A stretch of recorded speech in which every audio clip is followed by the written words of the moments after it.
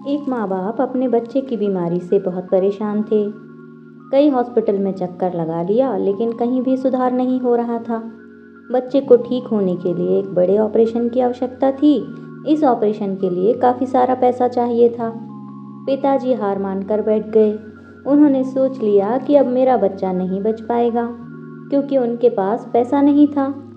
घर आते ही बच्चे की माँ ने पूछा, क्या हुआ? बच्चे के पिता ने कहा, अब बच्चा नहीं बच पाएगा। सभी डॉक्टर ने मना कर दिया है।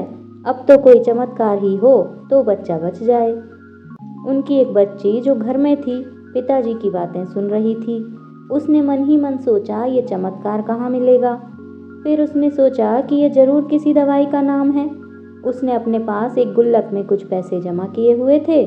वह गुल्लक लेकर दवाई की दुकान पर पहुंच गई। दुकान पर दवाई खरीदने वालों की भीड़ लगी थी। लड़की किसी प्रकार आगे बढ़ते हुए दवाई के काउंटर पर पहुंची। फिर वहां बैठे दुकानदार को बच्ची नजर आई। दुकानदार ने कहा, बोलो बेटा, क्या चाहिए? बच्ची ने कहा, मुझे चमत्कार चाहिए।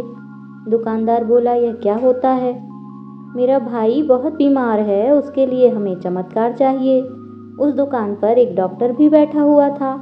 उसने बच्ची से पूछा, तुम्हें चमत्कार क्यों चाहिए?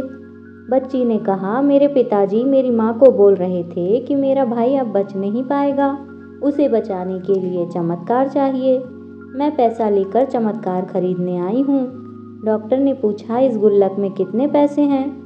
बच्ची ने तुरंत पटक कर उस गुल्लक को फोड़ दिया और पैसे की गिनती करने लगी। गिनती करने के बाद उस बच्ची ने बताया, इसमें 117 रुपए हैं। डॉक्टर ने कहा, यह तो बहुत है, इसमें तो तुम्हें चमत्कार जरूर मिल जाएगा। डॉक्टर ने कहा, तुम मुझे अपने घर ले चलो, वहीं पर मैं तुम्हें चमत्कार दे दूंगा। डॉक्टर बच्ची के घर आकर माता पिता से मिले और ऑपरेशन करने के लिए तैयार हो गए। इस प्रकार वह बच्चा बच गया। इस कहानी से हमें ये सीख मिलती है कि बचपन में जिस प्रकार हम कभी हार नहीं मानते थे, उसी प्रकार हम जीवन भर हार न मानने का प्रण करें। तो बचपन में हम किसी से भी कुछ भी मांग लेते थे, हमें शर्म बिल्कुल नहीं आती थी कि लोग क्या सोचेंगे। कई लोगों को मरने की नौबत तक आ जाती है, लेकिन वह किसी से कुछ मांगते नहीं। वह सोचते हैं कि वह क्या सोचेगा। हमें ये बिल्कुल नहीं करना चाहिए। हमें जो भी अति आवश्यक है उसे दूसरों से मांग लेना चाहिए। बिल्कुल नहीं सोचना चाहिए कि अगला क्या सोचेगा। हमेशा आशावादी विचार मन में उत्पन्न करें। याद करें कि आप पिछली बार कब जोर से हंसे थे। ठहाका लगाकर हंसे आपको कितने महीने हो गए? आपको शायद याद नहीं आएगा, जबकि बचपन में आप दिन में कई बार जोर जोर से हंसते थे। छोटी छोटी बातों पर ठहाका लगाकर हंसने लगते थे। आप बड़े हैं, आपको भी ये बताना नहीं पड़ेगा कि हंसने से कितना फ़ायदा है। कभी कभी मोटिवेशनल कहानियाँ सुनते रहिए।